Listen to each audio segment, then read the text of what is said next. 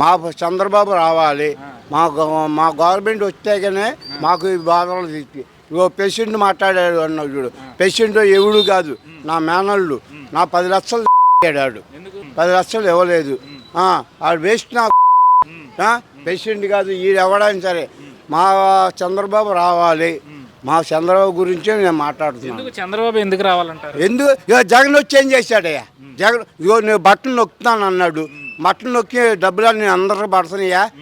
జగన్ గారు బట్టలు నొక్కగానే అందరూ సరిపోతుందా? డబ్బులు ఎవరికి రావట్లేదు కదా. జగన్ గారు ఇగో తల్లిని చెల్లిని వదిలిపాడు, చెల్లిని కూడా వదిలిపాడు. బాబు ఏం చేశాడు జగన్ గారు? ఏం చేశాడు? ఇదో వితంతులకి డబ్బులు ఇస్తున్నాడు, ముసలికి పెన్షన్ ఇస్తున్నాడు. తప్పులేదు, అందులో తప్పులేదు. ఈయన ఏం చేస్తాడు?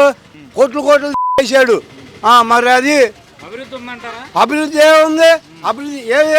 అభివృద్ధి చెప్పు. రోడ్లు వేసాడా? చంద్రబాబు ఏమో రోడ్లు అన్నీ వేసాడు.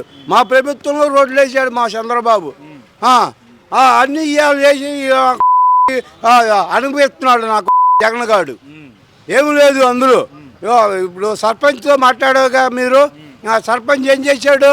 ఈ ఊరికి గ్రామ సర్పంచ్ ఏం చేసావు నువ్వు? ఊళ్ళో రోడ్లు వేసావా? నీ వాటికి నువ్వు కాంట్రాక్ట్ పనులు తీసుకుని అన్నీ చేసావు. డబ్బులు లక్షలు ఏం చేసావా నువ్వు? ఏం చేసావు? ఇప్పుడు జగన్మోహన్ రెడ్డి గారు జనాల్లోకి వచ్చి ఓట్లు అడిగే పరిస్థితి ఉందంటారా? జగన్మోహన్ రెడ్డి ఓట్లు అడిదాకా వచ్చినా కానీ ఎవడేడయ్యా? ఎవడేడు? ఇక్కడ జోగి రమేష్ గారికి సీట్ ఇచ్చారన్నారు. జోగి రమేష్ ఓట్లు ఇక్కడ గెలిచినా ఎమ్మెల్యేగా వచ్చినా కానీ ఒక్కరు. జోగి రమేష్ ఎమ్మెల్యే నీ కాన్ఫరెన్స్లో ఏం చేసావు నువ్వు? జోగి రమేష్ ఏం చేసావయ్యా? ఇక్కడికి వచ్చి ఇక్కడ పనులు నిలబడితే ఓట్లు ఎవడొస్తాడయ్యా? చేసా జగన్ కాదు, జగన్ కాదు, ఎవడైనా సరే అసలు ఈ కాన్ఫరెన్స్లో బోడే రావాలి. బోడే నెంబర్లు ఉన్నాయా? అది అందులో పాస్ ఆఫ్ ది బెస్ట్ అండి అనవసరం. రేపు 18వ తారీఖు కండవా కప్పుకుంటున్నాడు. కాదు, కప్పుకుంటే ఏమండి, కప్పుకోగానే మంచోడు అయిపోతామా? ఇప్పుడు నేనున్నాను, నేను వేరే పార్టీకి వెళ్ళాను అనుకో, అది తప్పది. నువ్వు కండవా కప్పుకోగానే ఒక మనిషి అన్నాడు 10 లక్షలు ఇస్తాను నా పార్టీలో రమ్మన్నాడు. నా ఎందుకు వెళ్తాను? నా కండవా మందే టీడీపీ. ఇంకా 70-80 రోజులు కనిపిస్తూ ఉంది. ఆంధ్ర రాష్ట్రంలో రాజకీయాలు మంచి వేడిగా కనిపిస్తూ ఉన్నాయి. లేండి మీ అభిప్రాయం, ఈసారి ఎవరు గెలిస్తే బాగుంటుంది అనుకుంటున్నారు? ఈసారి వైఎస్ జగనే వస్తాడండి. ఎందుకని అంటారు? సంక్షేమ పథకాలు నేను ఇచ్చిన తర్వాత గెలవపోతే రేపు చంద్రబాబు నాయుడు వస్తే ఒక సంక్షేమ పథకం ఇస్తాడా? అందరికీ బ్యాండ్ అయిపోద్ది అది. సో ఇప్పుడు అంటే ఎవరి అభిప్రాయాలు వాళ్ళకు ఉంటాయి. కొంతమంది ఏమో అభివృద్ధి లేదు ఈ ప్రభుత్వం వచ్చిన తర్వాత, పథకాల పేరు చెప్తున్నారు తప్పితే అని చెప్పని అంటూ ఉన్నారు. మీ అభిప్రాయం ఏంటి అసలు దీని మీద? అంతకుముందు అభివృద్ధి ఉందా? అంతకుముందు రోడ్లు అయితే ఇప్పుడు ఎందుకు పోయినాయి అంటే 5 ఏళ్ళలో పోయినాయి ఆ రోడ్లు. ఏంటి అవన్నీ పిచ్చమాటలు. జనాలు ఏమి నమ్మే స్థితిలో లేరు. అందరూ ఎడ్యుకేటెడ్ బాగానే ఉన్నారు. ఇవన్నీ ఏంటంటే ఏదో చెప్పడం అభివృద్ధి అంటాం, ఇది అంటాం. సరే చంద్రబాబు నాయుడు ఉండగానే రోడ్లు వేసారనుకోండి, రోడ్లు వేసినప్పుడు మరి 5 ఏళ్లలోనే రోడ్లు అన్నీ పోయినాయా? ఆయన అభివృద్ధి చేశాడేంటి? సో ఇప్పుడు సర్పంచుల పరిస్థితి ఎట్లా ఉందంటారు? ఎందుకంటే ఈ మధ్య మనం చూసాం, చాలా హడావుడిగా అనిపించింది. నిధులు లేవు సర్పంచుల ఖాతాల్లో అభివృద్ధి చేయడానికి అని చెప్పి. సర్పంచుల్ని నెగ్లిజెన్సీ చేసిన, లోకల్ బాడీస్ని నెగ్లిజెన్స్ చేసిన మాట అయితే వాస్తవమే. అలా చేయకుండా ఉంటేనే మంచిగా ఉండేది. కానీ సర్పంచులకి ఎలక్షన్స్ పెట్టకుండా ఉంటేనే పోయేది. మరి జగన్ గారు ఎందుకని ఇటువంటి డెసిషన్ తీసుకున్నారు అనేది ఎవరికి అర్థం కావట్లేదు. లోకల్ బాడీస్కి అయితే పవర్స్ ఏం లేవు. ఓకే, ఏదో సచివాలయ వ్యవస్థలు ఇవన్నీ వచ్చిన తర్వాత లోకల్ బాడీస్ అయితే సంక్రాంతిపోయినాయి. మా దృష్టిలో అయితే సర్పంచులు ఎలక్షన్స్ పెట్టుకోగానే ఆయన అనుకున్న దాంతో చేసుకుంటే పోయేది. లోకల్ బాడీస్ని సంక్రాంతించాడు. ఇక్కడ ఎమ్మెల్యే అభ్యర్థిని కూడా మార్చి మరీ ఇదైపోయాడు. ఇక్కడ పార్థసారథి గారి పరిస్థితి చూస్తే ఆయనేమో నేను కష్టపడ్డాను, ప్రజలందరూ కూడా నన్ను గుర్తించారు, జగన్మోహన్ రెడ్డి గుర్తించలేదని చెప్పి గతంలో అన్నారు. ఇప్పుడు ఆయనకి సీట్ లేకుండా పోయింది. ఈరోజు పెడన జోగి రమేష్ని తీసుకొచ్చి ఇక్కడ ఇన్ఛార్జిగా ఇచ్చిన పరిస్థితి ఏంటంటారు? యాక్చువల్గా అయితే సారథి గారు లాంటి నాయకుడిని వైసీపీ గవర్నమెంట్ వదులుకోవడం అనేది చాలా దుర్మార్గం అది. ఆయన ఎప్పటి నుంచో ఉన్న రాజకీయాల్లో దాదాపు 20 సంవత్సరాల నుంచి ఉన్న బీసీ సామాజిక వర్గానికి చెందిన నాయకుడు. మరి వైఎస్ఆర్సీపీ పార్టీ ఆయన్ని వదులుకోకూడదు. మరి ఎందుకని నెగ్లిజెన్స్ చేసిందో అర్థం కావట్లేదు. ఇవాళ ఈ పెనమలూరు దీనిలో కాన్స్టిట్యున్సీలో నియోజకవర్గంలో అభివృద్ధి పదంలో నడిపించింది ఎవరైనా అంటే కొలుసుపాల సార్ గారు. మరి అటువంటి నాయకుడిని సంక్షేమ పథకాలు ఓకే, మరి డెవలప్మెంట్ యాక్టివిటీస్లో కూడా వాళ్ళ ముందు నడిపించిన నాయకుడు ఎవరైనా ఉన్నాడంటే ఆయన కొలుసుపాల సార్ గారు. మరి అటువంటి నాయకుడిని ఎందుకని నెగ్లిజెన్స్ చేసి ఎడంగా పెట్టారేంటి అనేది మాకే అర్థం కావట్లేదు.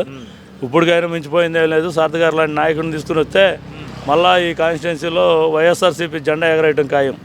అంటే నిన్న ఆయన చెప్పారని చెప్పి కొన్ని వార్తలు అయితే బయటకు వస్తూ ఉన్నాయి. ఓడిపోతారని చెప్పి తెలిసే గన్నవరంలో పోటీ చేయమంటా ఉన్నారు నన్ను అని చెప్పి ఆయన అన్నారన్నట్టుగా వార్తలు వస్తూ ఉన్నాయి. ఇందులో ఎంతవరకు వాస్తవం ఉందండి? ఓడిపోతారనే కాన్సెప్ట్ కాదండి. అసలు ఇక్కడ డెవలప్మెంట్ చేసి ఇక్కడ గెలిచే నాయకుడిని తీసుకెళ్ళి ఎక్కడో సీట్ ఇస్తే ఎక్కడి నుంచో వచ్చిన నాయకుడిని ప్రజలు ఎలా ఇచ్చేస్తారు, ఎంతవరకు రిసీవ్ చేసుకుంటారు, టైం ఎంత ఉంది, అసలు ఇదంతా కూడా ఆలోచించదగ్గ విషయాలు ఏం కాదు.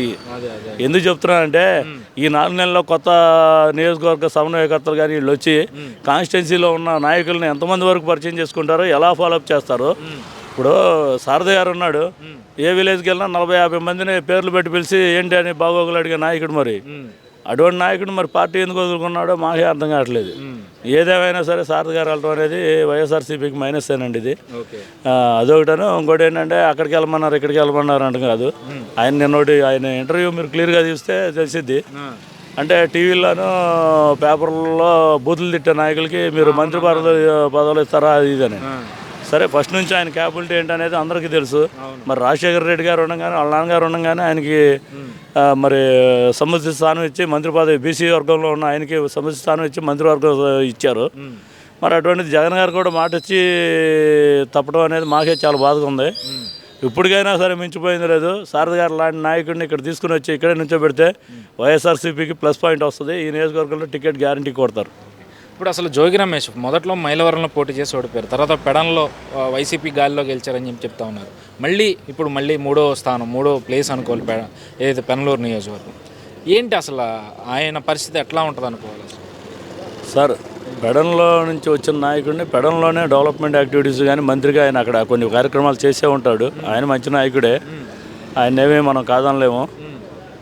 మంచి నాయకుడే. కానీ అక్కడ డెవలప్మెంట్ యాక్టివిటీస్లో ఉన్న నాయకుడిని ఇక్కడ తీసుకుని వస్తే ఇక్కడ నియోజకవర్గాల్లో ఉన్న ప్రజలందరికీ జోగి రమేష్ గారు అంటే ఏంటి, ఎలా ఉంటాడు, ఏంటి అనేది తెలియాలిగా. అవును, రేపు ఇక్కడ మళ్ళీ మనం గెలిపించామనుకో, రేపు ఇంకో కాన్స్టిట్యున్సీకి వెళ్ళిపోతే ఇక్కడ డెవలప్మెంట్ చేసిన సారథి గారినే పంపించారు, రేపు ఈయన కూడా పంపారు అనే నమ్మకం ప్రజలకు కలగాలి కదా. అటువంటి అనేది చేయడం కరెక్ట్. ఇవన్నీ కూడా ఏంటంటే ఎలక్షన్లో ఒక 6-7 నెలల ముందు, సంవత్సరం ముందు ఉండగానే జగన్ గారు డెసిషన్ తీసుకుని, ఇక బాబు నీ కాన్స్టిట్యున్సీలో నువ్వు సరిగ్గా పనిచేయట్లా, నీకు ఈసారి టికెట్ ఇవ్వను, అందుకని వేరే వాళ్ళని సమన్వయకర్తగా ఇక్కడ వేస్తున్నానని చెప్పి అక్కడ క్యాండిడేట్ని సమన్వయకర్తగా వేస్తే 1 ఇయర్లో ఇతను ఈ విలేజెస్లో ఉన్న నాయకుల్ని చోటామోటా నాయకులందరినీ కలుపుకొని పార్టీ అక్కడ డెవలప్మెంట్ అవడానికి చాలా అవకాశం ఉంటుంది. కానీ అటువంటి ఏం జరగలేదు. వితిన్ 3 months 4 monthsలోనే కాన్స్టిట్యున్సీలో వచ్చిన కొత్త నాయకులు వీళ్ళందరినీ కలుపుకోవాలంటే చాలా కష్టం. ఇది డెఫినెట్గా మైనసే అవుతుంది. అందులో ఇంకోటి ఏంటంటే ఈ పెనమలూరు కాన్స్టిట్యున్సీలో ఎస్పెషల్లీ పెనమలూరు మండలంలో ఏంటంటే ఇక్కడ కమ్మ సామాజిక వర్గం ఎక్కువగా ఉండే మండలం ఇది. మరి అటువంటి మండలంలోనే సారథి గారికి దాదాపు 25 to 30% చౌదరీస్ ఎవరైతే ఉన్నారో వాళ్ళందరూ కూడా ఆయనకి సపోర్టెడ్గానే ఉంటారు. మరి అటువంటి నాయకుడిని కాదనుకుని వేరే నాయకుడిని తీసుకుని వస్తే పార్టీ ఇక్కడ గెలిచిద్దా ఓడిద్దా అనేది మరి వైఎస్ఆర్సీపీ అధ్యక్షులు గౌరవ ముఖ్యమంత్రి గారే ఆలోచన చేయాలనేది నేను మీ ద్వారా సభాముఖంగా నేను తెలియజేసుకుంటున్నాను.